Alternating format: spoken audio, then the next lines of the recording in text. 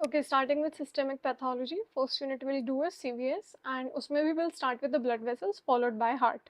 So in this we'll start with atherosclerosis, which is a long answer question in itself and a very important topic. इसकी definition क्या है? It is the thickening and hardening of muscular arteries due to involvement of tunica interna characterized by atheromatous plaque. Atheromatous plaque क्या होता है? जिसकी fibrous cap हो और necrotic center हो.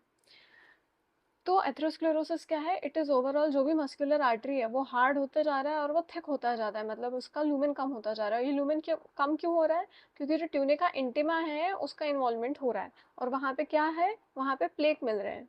This is the most affected artery in descending order. इसको मैंने याद करा था. ACP of Delhi traffic is cute. A से एब्डोमिनल ऑर्टा में सबसे कॉमन होता है. Then we have coronary popliteal. We by DT we have descending thoracic. I से इंटरनल कैरोटिड एंड सी से सेरिब्रल. अब इटियोलॉजी या रिस्क फैक्टर, इसमें specifically modifiable and non modifiable ज्यादा पूछते हैं. तो non modifiable is the risk factor that you can't change, जैसे कि ओल्ड एज है, मेल सेक्स है, स्ट्रेसर्स हैं, हाइपर होमोसिस्टिनेमिया है अगर किसी को, डायबिटीज में लाइटस है. तो these are the risk factors जिसके कारण से एथेरोस्क्लेरोसिस जल्दी होता है या रिस्क उसका बढ़ जाता है. But you can't change them. Modifiable में क्या क्या है? ओबिसिटी है, वजन कम कर लो. हाइपरलिपिडीमिया है, डाइट ठीक कर लो. Alcohol, smoking, lipoprotein A and sedentary lifestyle, ये मॉडिफाइबल रिस्क फैक्टर्स है. यूजुअली पूछते हैं ये वाला पार्ट. इमर्जिंग क्या क्या है? इमर्जिंग में सी रिएक्टिव प्रोटीन अगर बहुत ज़्यादा है, प्रोथ्रोम्बोटिक फैक्टर्स अगर ब्लड में है, ओसीपी यूजर्स जो होते हैं, सी निमोनिया इन्फेक्शन हो गया हो, एचपीवी इन्फेक्शन हो गया या मेटाबॉलिक सिंड्रोम हो. राइट. अब ये सारे मिलके जो है मल्टीप्लिकेटिव इफेक्ट होता है. यानी कि अगर आप ओल्ड हो, मेल हो एंड यू आर ओबीस, तो ये मिलके +1 3 नहीं होगा, ये 3 टाइम्स यानी 9 टाइम्स आपका रिस्क बढ़ा देगा. जेनेसिस पैथोजेनेसिस इसका यूजुअली पूछते हैं. It is called reaction to injury hypothesis. इसमें क्या होता है? Basically what it says is, ये जो भी पूरी चीज हो रही है ये इसलिए हो रही है because there was an injury to the endothelial cell.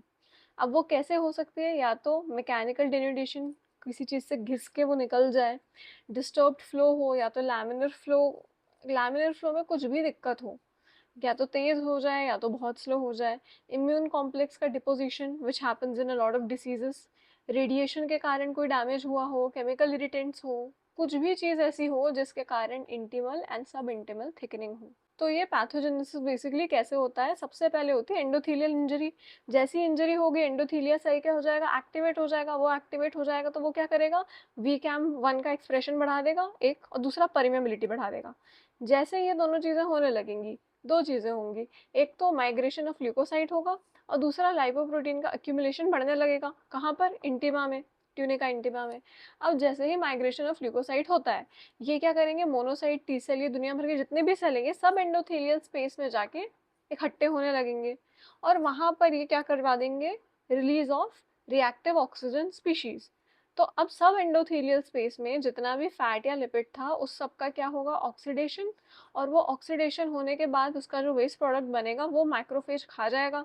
अब ये जो मैक्रोफेज है, बिकॉज इसने फैट प्रोडक्ट खाया है तो ये उसके अंदर भी अपने को फैट दिखेगा. इसको हम बोलते हैं foam sales.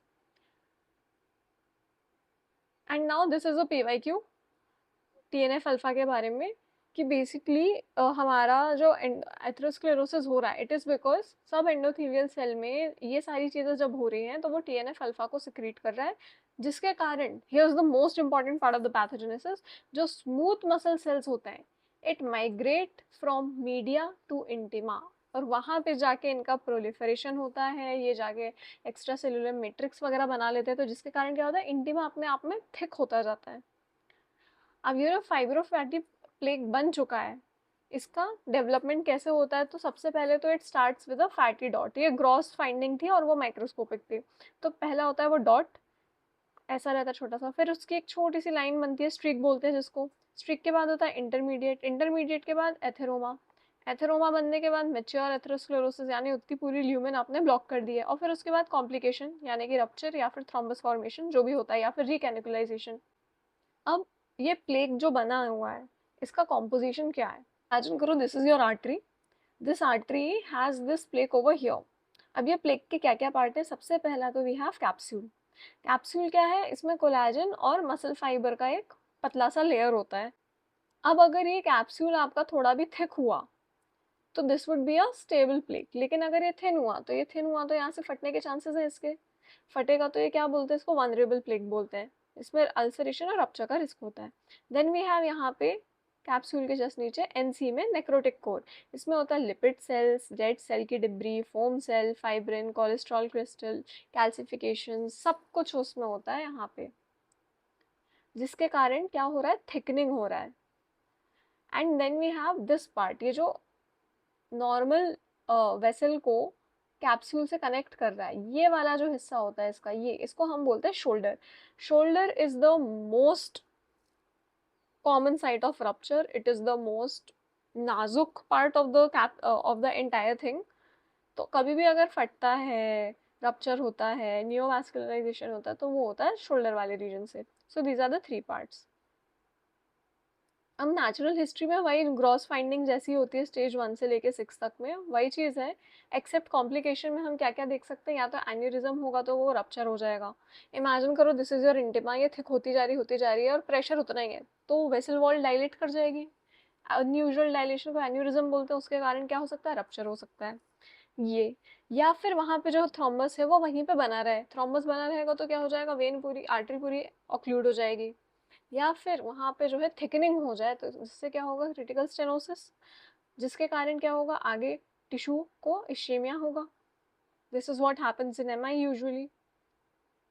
So this completes your atherosclerosis as a long answer question, इतना ही पूछते हैं उसमें।